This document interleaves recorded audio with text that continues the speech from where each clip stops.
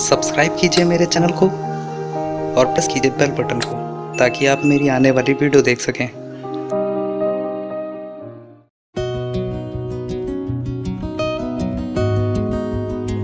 Hello friends, मैं हूं अभिजीत और अभी मैंने कुछ दिन पहले आपको ये सनफ्लावर के जो प्लांट हैं उनको सीड से ग्रो करके आपको दिखाया था। तो ये देख सकते हैं हमारे जो सीड से ग्रो किए हुए सैपलिंग्स हैं बहुत ही अच्छे से और हेल्दी से ग्रो हो चुके हैं। तो आज मैं इनको रिपोर्ट करने वाला हूं। तो चलिए रिपोर्ट करने का आपको प्रोसेस बताता हूं कि हमें किस तरह से रिपोर्ट करना है, क्योंकि जो सनफ्लावर के प्लांट होते हैं काफ़ी ज़्यादा बड़े साइज़ के होते हैं, तो इनको हमें बड़े पॉट में शिफ्ट करना ज़रूरी होता है। आप डायरेक्ट भी सीड को बड़े पॉट में ग्रो कर सकते हैं। तो इन्हें रिपोर्ट करना बहुत ही आसान है। सबसे पहले तो हमने थोड़ा थोड़ा दूरी पे इसीलिए प्लांट को लगाया था ताकि इनको हम अच्छे से निकाल सकें। तो हम इस तरह से इनको अच्छे से पूरा मिट्टी सहित निकालेंगे। ये देख सकते हैं कुछ इस तरह से आपको प्लांट को निकालना है। ये देखिए मैंने इस तरह से प्लांट को निकाला है कि इनकी जो रूट्स हैं वो बिल्कुल भी ख़राब नहीं होंगी। और इसी तरह मैं बड़े पॉट में इनको शिफ्ट कर दूंगा। तो अगर आप चाहें तो दोनों प्लांट को बीच से भी अलग कर सकते हैं और चाहे तो ऐसे भी लगा सकते हैं बड़े पॉट में। तो मैं इनको ऐसे ही लगाने वाला हूँ। तो इसी तरह से हम और भी जो प्लांट हैं उनको निकाल लेते हैं अदर पॉट में शिफ्ट करने के लिए। जैसे ये एक प्लांट है तो इसको भी मैं निकाल ले रहा हूँ। ये देखिए हमने निकाल लिया।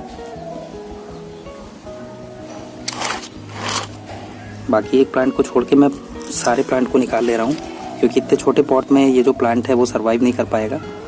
इतने सारे प्लांट ग्रो करना मतलब बहुत ज़्यादा इनको एनर्जी चाहिए। तो ये देखिए हमने सारे प्लांट निकाल लिए हैं।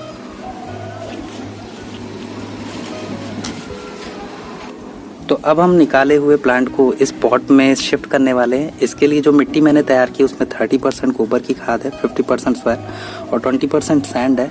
इस तरह की सॉइल मिक्स में हमारा जो प्लांट है अच्छे से ग्रो करता है। तो चलिए अब हम इस पॉट में इन सारे प्लांट को शिफ्ट कर लेते हैं। तो जैसे ये मैंने प्लांट को निकाला था, तो चलिए मैं इसको अलग ही कर लेता हूँ यहाँ से, इस तरह से आराम से। ये देखिए इनकी सारी रूट्स भी बची हुई हैं और अब मैं इनको पॉट में शिफ्ट कर ले रहा हूँ। तो हमने गड्ढा बना लिया और अब हम इसमें प्लांट को रख देंगे बीचों बीच और मिट्टी से कवर कर देंगे। ये देखिए इसी तरह हम एक पॉट में लगभग 2 से 3 प्लांट को लगा सकते हैं।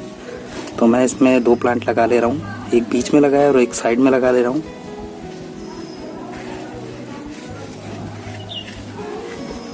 तो हमने 2 प्लांट रिपोर्ट कर दिए हैं। तो चलिए अब हम दूसरे पॉट में कुछ बचे हुए प्लांट को शिफ्ट कर लेते हैं। तो ये हमारा दूसरे जो छोटे छोटे सैपलिंग्स हैं उनको भी हम लगा ले रहे हैं अदर पॉट में।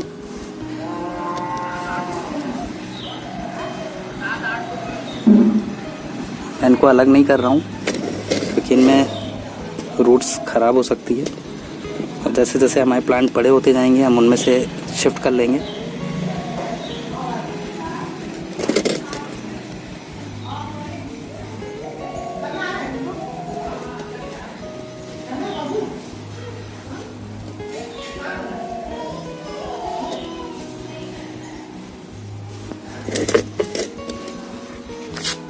तो हमने सारे प्लांट को रिपोर्ट कर दिया है और अब हम इनमें वाटरिंग कर देते हैं। हमने प्लांट को पहली बार अदर पॉट में शिफ्ट किया है, इसलिए हम पहली बार पानी ज़्यादा से ज़्यादा देंगे। तो इस तरह से आपको पानी देने के बाद अब पॉट को 2 दिन के लिए शेड वाली जगह रखना है। फिर धीरे धीरे हल्की छाँव वाली जगह पे रखते हुए 2-3 दिन बाद आप डायरेक्ट सनलाइट में रखने लगेंगे और जिससे ये ग्रोथ करने लगेगा। और ये जब थोड़ा सा ग्रोथ करने लगे तो आप DAP के लगभग 10 से 15 दाने इनको 7-8 दिन पे देते जाइएगा, जिससे इनकी ग्रोथ अच्छी होगी। बस ध्यान रहे कि स्टेम से दूरी पे DAP के दाने देने हैं। DAP यानी डायमोनियम फॉस्फेट होता है। तो फ्रेंड्स ये वीडियो अच्छी लगी हो तो लाइक कीजिएगा।